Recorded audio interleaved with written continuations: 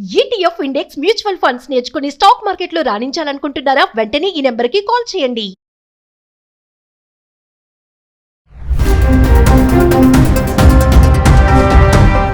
నిమిషప్రియను క్షమించేది లేదు, ఉరిశిక్ష పడాల్సిందే. బాధిత కుటుంబం సంచలనం. ఇస్లామిక్ పెద్దలతో అబూబకర్ మంతనాలు. ఉరిశిక్ష ఆలస్యమైనప్పటికీ శిక్ష పడాల్సిందే అంటున్నారు. నమస్తే, welcome back to Suman TV. ప్రస్తుతం మనతో పాటు ఉన్నారు అనలిస్ట్ మందరి కృష్ణారెడ్డి గారు. నమస్తే సార్. నమస్తే అమ్మా. సార్, మరి నిమిషప్రియ మొన్ననే మాట్లాడుకున్నాము, మరి బ్లడ్ మనీ ఆఫర్ చేస్తున్నారని. ఇప్పుడైతే ఏదేమైనా వాయిదా అయితే పడింది, కానీ అసలు ఈ వాయిదా పడడానికి గల కారణం ఏంటి? కుటుంబం ఏమో వాయిదా పడినా కూడా శిక్ష మాత్రం తప్పదని చెప్తున్నారు. ఒకసారి దాని గురించి మాట్లాడుకుంటాం. నిమిషప్రియ కేరళకు సంబంధించినటువంటి ఒక క్రిస్టియన్ ఫ్యామిలీకి సంబంధించిన లేడీ. తను యెమెన్ దేశానికి వెళ్ళి అక్కడ తన తల్లికి సాయం చేయడానికి ముందుగా వెళ్ళింది. తర్వాత అక్కడ మ్యారేజ్ కూడా అక్కడ పూర్తి చేసుకుంటాను. కూతురు కూడా కంది. అక్కడ కన్న తర్వాత అక్కడున్న పరిస్థితులను బట్టి చాలా గడ్డు కాలంగా ఉండే పరిస్థితి ఏర్పడుతుంది. తనకు వచ్చే ఆదాయం సరిపోలేని సిచ్యువేషన్లో భర్తని బిడ్డని తిరిగి కేరళ రాష్ట్రానికి పంపించేసింది. ఇక్కడ మన ఇండియాకు పంపించేసింది. వాళ్ళ మదర్ ఒక దగ్గర పనిచేస్తుంది, తను ఒక దగ్గర పనిచేస్తుంది. తను పనిచేస్తూ ఉండేటువంటి ఆ ఇంట్లోనే తను సిస్టర్గా సర్వీస్ అందిస్తూ ప్రైవేటు వ్యాపారం చేద్దామని తను ప్రయత్నం చేసింది. అక్కడ యెమెన్ రాష్ట్రమే కాదు, మొత్తం అది ఒక్క దేశమే కాదు, అరబ్ దేశాలన్నింటిలో కూడా ఉన్న ఒక ప్రత్యేకమైనటువంటి పద్ధతి ఏంటంటే, ఎవరైనా అరబ్ దేశాల్లో వ్యాపారం పెట్టాలంటే 51% అక్కడ ఉన్నటువంటి ఎవరైనా ఒక లోకల్ పర్సన్కి అతనికి ఇవ్వాలి, ఆఫర్ చేయాలి. అంటే పెట్టుబడి అంతా వీళ్ళే పెట్టాలి, 51% లాభాలు అతనికి ఇచ్చేయాలి, మిగతా 49% వీళ్ళు తీసుకోవాలి. అలాగైతేనే ఇతర దేశస్తులు వచ్చి అక్కడ పెట్టుబడి పెట్టి అక్కడ వ్యాపారం చేసే అవకాశం ఉంటుంది. సరే, ఆ ఇంటి పెద్ద అబ్బాయిని ఎంచుకొని అతని పార్ట్నర్గా వ్యాపారం ప్రారంభించారు. కానీ వాడికి ఏంటంటే ఈ అమ్మాయి మీద కన్నుబడింది, శారీరకంగా వశపరుచుకున్నాడు, మానసికంగా కూడా ఈ అమ్మాయితోటి చాలా బాధలు పెట్టాడు. ఈ అమ్మాయి పాస్పోర్ట్ కూడా లాగేసుకున్నాడు. ఈమె తనని పెళ్లి చేసుకున్నట్టుగా ఫొటోస్ క్రియేట్ చేసి వాటన్నిటి కూడా సోషల్ మీడియాలో పెట్టేసి తన భార్యే తను అని ప్రచారం కూడా చేసుకున్నాడు.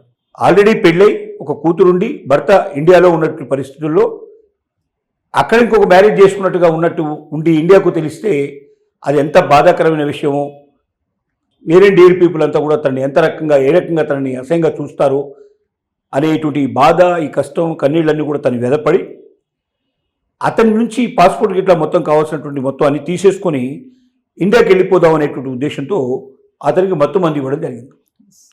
అది వికటించి మత్తుమంది ఎక్కువైపోయి అతను చనిపోవడం జరిగింది. అంటే వాంటెడ్గా తనని చంపాలనే ఉద్దేశం తనకు లేదు. తాత్కాలికంగా మత్తుమందిలో అతను మునిగి ఉన్నప్పుడు, ఆ 2 గంటలు 4 గంటలు అవుతున్నప్పుడు కొంచెం ఎక్కువగా మత్తుమంది ఇస్తే ఎక్కువసేపు అతను నిద్రపోతాడు. ఆ టైంలో తన మొత్తం పాస్పోర్టు మిగతా పేపర్స్ అన్ని తీసేసుకొని అక్కడి నుంచి బయటపడి ఇండియాకి వెళ్ళిపోవచ్చు అనేటువంటి ఒక ఆలోచనతో తను ఈ పని చేసింది. అది విధి ఒక రకంగా తెలిస్తే తను ఒక రకంగా ఉంటుందనే భావంతో ఆ వికటించి ఆ మత్తుమందు చివరికి ఆ వ్యక్తి చనిపోయాడు. ఇప్పుడు ఆ కుటుంబం ఒకవేళ క్షమాభిక్ష పెడితే తను మరణశిక్ష నుంచి తప్పించుకునే అవకాశం ఉంది. 2017 నుంచి దాదాపుగా 8 years నుంచి తన జైల్లోనే ఉంది. ఇప్పుడు మరణశిక్ష ఖరారు చేశారు. నిజం చెప్పాలంటే ఈ రోజున అది అమలు చేయాల్సిన పరిస్థితి నిజం. కానీ భారత ప్రభుత్వం జోక్యం చేసుకుంది దీంట్లో. అక్కడ ఎంబసీ కూడా రిక్వెస్ట్ లెటర్ పంపించింది. సుప్రీంకోర్టు నుంచి కూడా ఒక అభ్యర్థన పోయింది. వీటికి తోడుగా ఇస్లాం మత పెద్ద అబూబకర్ అనే వ్యక్తి భారతదేశం నుంచి యెమెన్కు గతంలో చాలాసార్లు వెళ్ళొచ్చాడు. అక్కడ యెమెన్ ఎవరైతే కింగ్ ఉన్నాడో, మొత్తం ఆ దేశాన్ని పరిపాలించే వ్యక్తి ఉన్నాడో, అతనితో సంబంధాలు ఉన్నాయి అతనికి. కాబట్టి మత పెద్దల ద్వారా అతన్ని కాంటాక్ట్ చేసి స్వయంగా వెళ్ళి వాడితో మాట్లాడి ఆ అమ్మాయికి క్షమాభిక్ష పెట్టించి ఏర్పాటు చేద్దామని కుటుంబంతో కూడా మాట్లాడడం జరిగింది. బ్లడ్ మనీ అంటారు. బ్లడ్ మనీ అంటే ఏమిటంటే నెత్తురిలో ముంచినటువంటి డబ్బు అని దాని అర్థం. ఇక్కడ రెండు రకాల అర్థాలు తీసుకోవచ్చు. ఒకటి, అక్కడ నెత్తులు ఛిద్రించబడింది. ఎవరు? ఆ బాధిత కుటుంబంలో ఒక వ్యక్తి చనిపోయాడు. చనిపోయిన వాడికి వెలకట్టి ఇచ్చే డబ్బు కాబట్టి దాన్ని బ్లడ్ మనీ అనవచ్చు. ఎవరైతే చనిపోవడం వల్ల చనిపోవడానికి కారకులైన వ్యక్తులు తమ రక్తాన్ని దారపోసి కష్టపడి తెచ్చిన డబ్బుని బ్లడ్ మనీ అనడానికి అవకాశం ఉంది. ఏదేమైనా ఒక అసోసియేషన్ లాగా ఏర్పడి, ఒక సోషల్ గ్రూప్ ఏర్పడి $1 మిలియన్ అంటే మన దగ్గర అంటే 8,60,00,000 విలువయ్యేటువంటి సమానంగా ఉండేటువంటి డబ్బుని తయారు చేసి ఆ కుటుంబానికి ఇవ్వడానికి ఆఫర్ చేశారు. రెండు వర్గాల యొక్క చెప్తున్న విషయం ఏంటంటే, ఒకటి తాత్కాలికంగానైతే వాయిదా పడింది, ఉరిశిక్ష ఆపేయబడింది, నిలిపివేయబడింది. కానీ ఇది పూర్తిగా నిలిపివేయబడ్డా లేకపోతే తర్వాత ఉరిశిక్ష తీసే అవకాశం ఉందా అనేది ఒక ప్రశ్న. రెండో ప్రశ్న, ఒకవేళ బాధిత కుటుంబం ఎవరైతే చనిపోయారో ఆ కుటుంబం సంబంధించినటువంటి వ్యక్తులు కుటుంబం ముందుకొచ్చి ఉరిశిక్ష వేయకండి, పూర్తిగా శిక్ష తప్పించి తను పంపించేయండి అంటే ఒక అర్థం, ఆ రకం కూడా ఒప్పుకునే అవకాశం ఉంది. అట్లాంటి ఒక ఫెసిలిటీ ఆ దేశంలో ఇచ్చారు. అరబ్ దేశాల్లో ఆ ఫెసిలిటీ ఉంది. అంటే ఏ కుటుంబం అయితే బాధించబడుతుందో ఆ కుటుంబ క్షమార్పణ చెప్పినప్పుడు మనకి ఇబ్బంది లేదు కదా, మనం పంపించేయచ్చు అనే పద్ధతి. మన ఇండియాలో ఆ పద్ధతి లేదు. ఎట్టి పరిస్థితుల్లో కుటుంబ పెద్దలు ఒప్పుకున్నా, ఇక్కడ ఎవరైనా మర్డర్ చేసినా, ఏదైనా క్రిమినల్ కేసులో ఇరుక్కున్నా శిక్ష తప్పనిసరిగా పడి తీరుతుంది ఇక్కడ.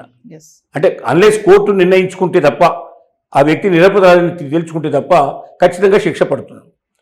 ఇప్పుడు ఇక్కడ జరుగుతుందంటే కేఏ పాల్ అనేటువంటి ఒక మన అందరికీ తెలిసినటువంటి తెలుగువాడు, క్రిస్టియన్ మత పెద్ద, తను కూడా అక్కడికి వెళ్ళాడు. అక్కడ యెమెన్లో ఉన్నటువంటి రాజవంశీయులతో అతనికి సంబంధాలు ఉన్నాయి. గతంలో అతను ఆ దేశంలోకి వెళ్ళి వాళ్ళని కలవడం జరిగింది. క్రిస్టియన్ కమ్యూనిటీ తరఫున అక్కడికి వెళ్ళి అక్కడ ప్రయత్నిస్తున్నాడు.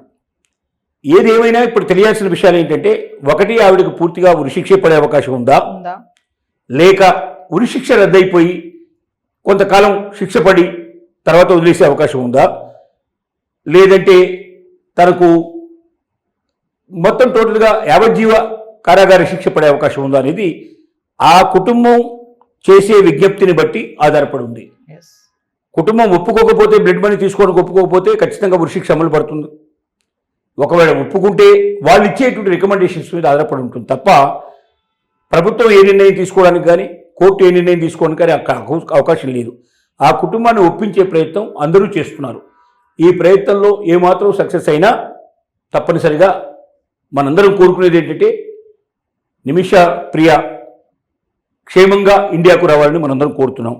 ఆశ్చర్యకరమైన విషయం ఏంటంటే, ఒక క్రిస్టియన్ కమ్యూనిటీకి సంబంధించినట్టు అమ్మాయి కోసం ఒక ముస్లిం మత పెద్ద భారతదేశం నుంచి వెళ్ళి తన సమయాన్ని వెచ్చించి, అది 95 ఏళ్ల వయసులో ఉన్నటువంటి మత పెద్ద అంత వయసులో ప్రయత్నం చేస్తూ ఈ అమ్మాయిని విడిపించడానికి, ఈ అమ్మాయికి శిక్ష రద్దు చేయడానికి ప్రయత్నిస్తున్నాడంటే ఇది మన భారతదేశంలో ఉన్న మత సామరస్యానికి ఇది ఒక ప్రతీక.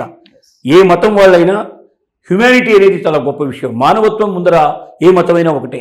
కాబట్టి ఒక మతాన్ని చూసుకోవద్దు. ఒక మనిషి మరణ ప్రయత్నంలో ఉన్నప్పుడు, ఒక మనిషి మరణానికి దగ్గరగా చెరువుగా ఉన్నప్పుడు ఆ మరణం నుంచి వాళ్ళని బయటికి తీసుకురావడానికి ఏ మతమైనా సరే మనం సహకరించాలనేటువంటి ఒక మంచి సందేశం దీంట్లో మనకు వచ్చింది. మనందరం కోరుకునేది నిమిష ప్రియ క్షేమంగా ఇండియాకు తిరిగి రావాలని కోరుకుందాం. Thank you sir.